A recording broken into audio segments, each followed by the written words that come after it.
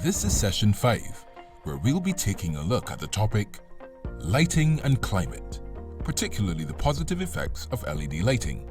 Joining our moderator Azal Francis will be Maria Carreño, the Senior Manager of CLASP and Deputy Director of the Clean Lighting Coalition, and Ryan Cobb, Energy Director at Belize's Ministry of Public Service, Energy and Public Utilities.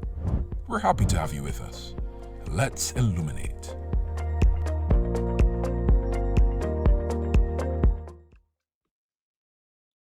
Welcome to Illuminate, Lighting and Climate. My name is Azal Francis, and I am joined today by Maria Carreño, Senior Manager of CLASP and Deputy Director of the Clean Lighting Coalition. I'm also joined by Ryan Cobb, Energy Director at Belize's Ministry of Public Service, Energy and Public Utilities, for a 15-minute quick-fire discussion on the intersections of lighting and climate. This conversation will explore how the transition to LED lighting will support climate resiliency and bring considerable benefits to people and planet. Welcome, Anna Maria, and Ryan. Thank you, Sel. Thank you for having us in this event. Let's illuminate. It's a very inspiring beginning. Let's illuminate. So jumping right in, especially considering that we're just coming off COP26 and knowing that LED lighting uses about half as much electricity as mercury-containing fluorescence, which translates to these massive reductions in global CO2 emissions. Why does lighting matter in global discussions about climate change? And we can start with you, Anna. Thank you, Asel. I agree with you. We are just coming out of the COP that took place in Glasgow, and there was a general consensus and recognition that we need to do more if we want to avert the catastrophic effects of climate change, and that governments need to go back home and identify opportunities to bring more savings and to increase the level of ambition in their current NDCs. And this is, as you mentioned, where lighting has a major role to play. Accelerating a transition to clean and efficient lighting can bring immediate greenhouse gas emission savings and can do it cost effectively. We know that LEDs, as you mentioned as well, is a more efficient technology. And that means that, of course, by transitioning the lighting around us to LEDs, we can immediately reduce energy demand, which in turn means less emissions from the power plants that are powering those lights. And in the context of the COP as well, a lot of discussion was around finding opportunities, finding technologies that are going to be cost effective, where the funding is going to come from major investments requiring it in a transition to clean technology. And this is where lighting is also a major opportunity because we have a technology that is already here on the markets. It's widely available, it's accessible. The costs of LED lightings have decreased significantly in the past years. So LEDs are more, the price is compatible with other alternatives like fluorescence. Sometimes they have better prices as well. In cases where LEDs are more costly, you can recover very quickly that investment in a few months by savings in your electricity bill as well. So this is a unique opportunity to transition to a clean energy technology that is cost effective and that is going to bring significant greenhouse gas emissions reductions. And I wanted to put it a little bit more in context in terms of what those savings can be. We have estimated that transitioning to clean and efficient lighting by 2025 can bring 3.5 gigatons of carbon emission savings. That is a significant opportunity, especially again, considering that this is a cost-effective technology as well. And that is equivalent to, for instance, removing all the cars from our roads over a year. So I think that gives you a little bit of the idea of what the opportunity is on this transition to clean lighting.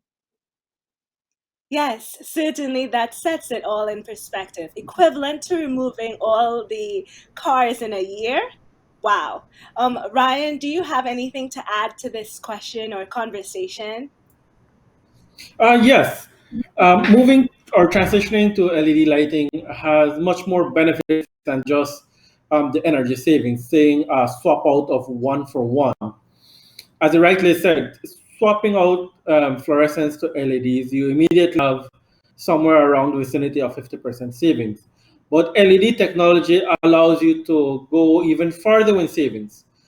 Because of the efficiency of the conversion of electricity to lighting, you also now have less heating within a particular room.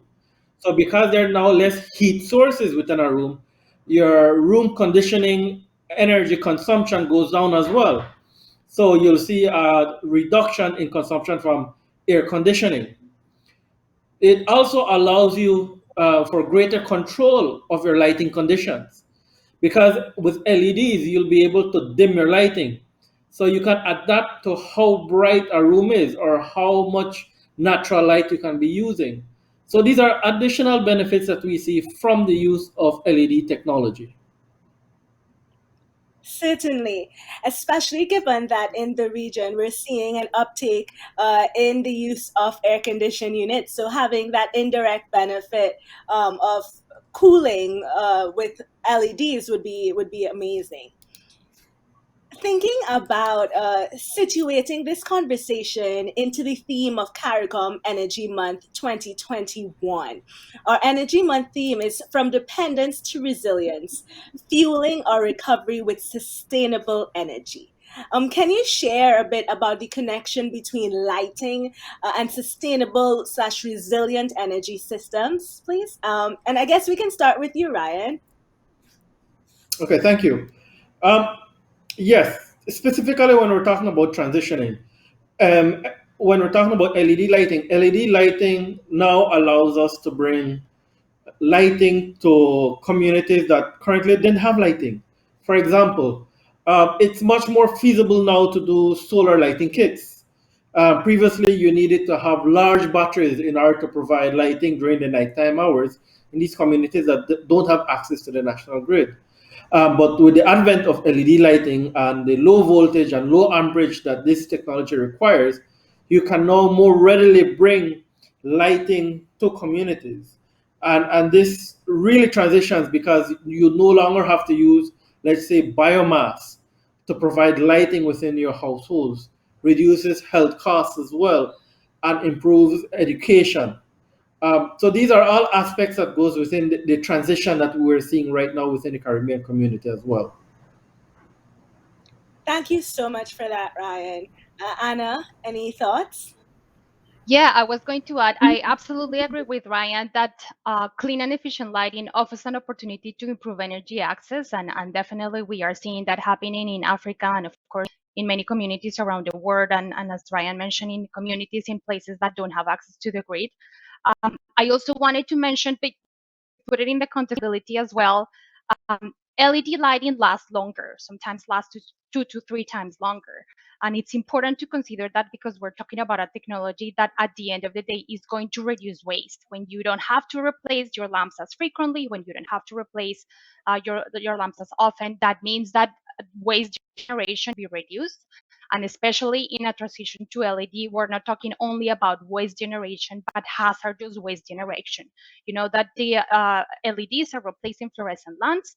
Fluorescent lamps contain mercury as well, and that means that at the end of life, these lamps have to be recovered and treated and disposed properly because of the mercury content. So in this transition to LEDs and in the context of sustainable economy, we're also talking about reducing a source of mercury releases and reducing a source of mercury waste as well because of the longer time frame. And I think that's also a benefit in communities that live off grid as well. When you don't need to replace your lamp that often, that means you can, of course, use the service longer and no need to worry about those changes. Wow. You both have shared so much light on that connection between lighting, climate, lighting, and energy, which often isn't as well known. So, given that we understand now the benefits to transitioning to LED lighting, how would you say that the region, the CARICOM region specifically, can help support this accelerated transition to LED lighting? And let's go back to you, Anna. Thank you, Asel. I think everyone has a role to play in the transition when we're talking about what different actors can do. stakeholders across the different sectors can take action. And maybe let me start by governments and some of the actions that governments can take in order to promote and accelerate this transition to LEDs. Governments, of course, have in their hands policy tools that can implement in order to reduce the market of inefficient technologies like incandescent and promote the market of LEDs. For instance, those policy tools are energy efficiency policy, adopting minimum energy performance standards that will improve the efficiency of the products on the market and make sure that the least efficient products are not allowed to be sold or imported in the case of the CARICOM region. The other option is actually within the context of the Minamata Convention. I mentioned as well that fluorescent lamps contain mercury, and right now they are exempted in the Minamata Convention. But the African region has introduced an amendment that proposes to phase out fluorescents by 2025. And of course, phasing out fluorescents will also promote a transition to LEDs. And every party of the convention has an opportunity for that amendment in the next conference of the parties that is taking place next March in 2022. And I think this is a nice invitation for the countries in the CARICOM region to support that amendment as well.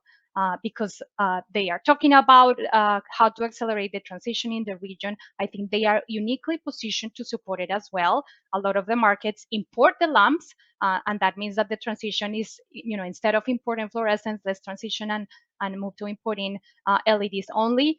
And there's also concerns about what to do at the end of life with those fluorescents that contain mercury as well. And as I mentioned, a transition to LED can reduce those mercury releases and can also reduce the amount of waste. So I think it's an important consideration for countries in the region. But not only governments can take, I think, private sector actors, industry actors, citizens like us can also take action. And I think private sector can, of course, commit to purchasing only LEDs, and that will be very important, especially in places, schools, hospitals, offices, making a commitment to moving on purchasing only clean and efficient lighting like LEDs.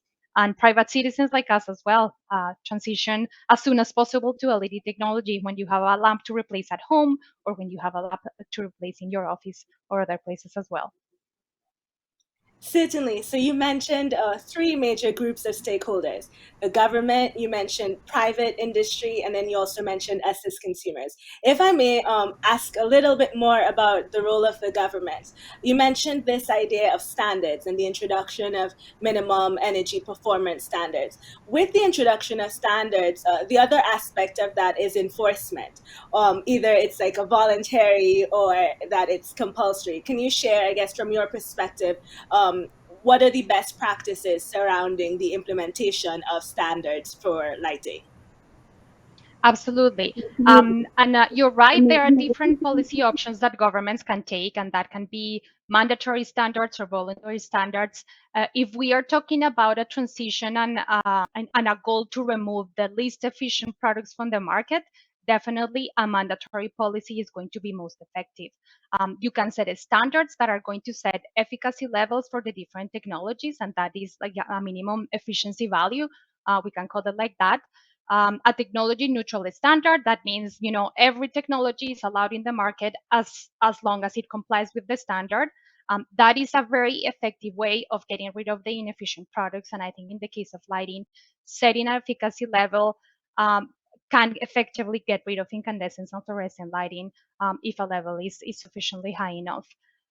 In terms of compliance, I absolutely agree with you that in introducing a MAPS is not enough to make sure that the products on the market are complying with the standard. There has to be a compliance framework that monitors the market, that certifies that products entering the market have the efficacy requirement or other parameters or criteria that are required in the standard as well. That's something that countries will need to implement as well. But the CARICOM region has an important advantage, I would say.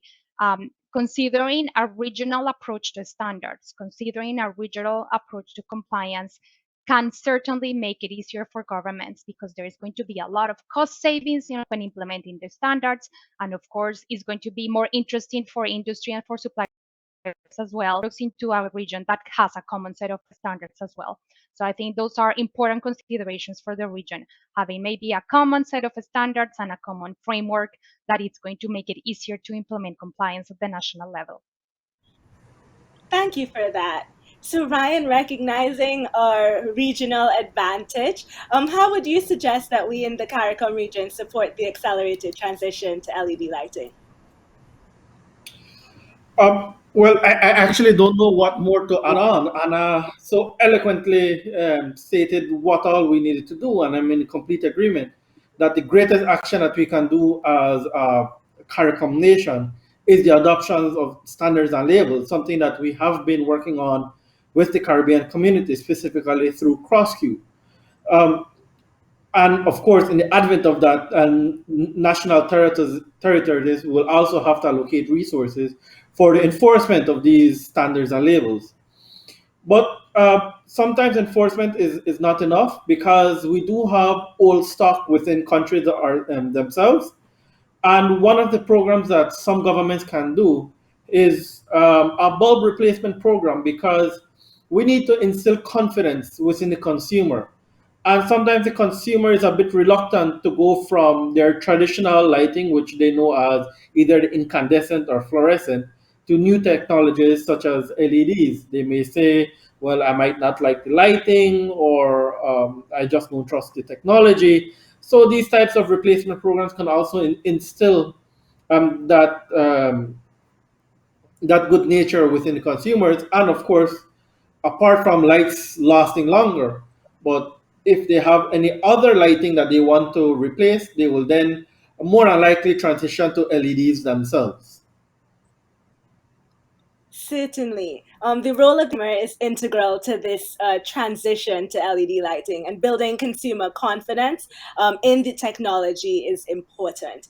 So, thank you both for helping to raise consumer awareness by being part of this Illuminate lighting series, specifically focusing on lighting and climate, and lighting in the context of this idea from dependence to resilience, fueling our recovery with sustainable energy, which is our theme for CARICOM Energy Month 2021.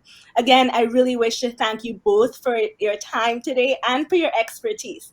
We truly enjoyed your conversation, and we know that everyone listening has learned a lot. So thank you both. Thank you, Asil. Thank you for Looking having me forward for on. the next one. Keep me posted. Will do. Thank you.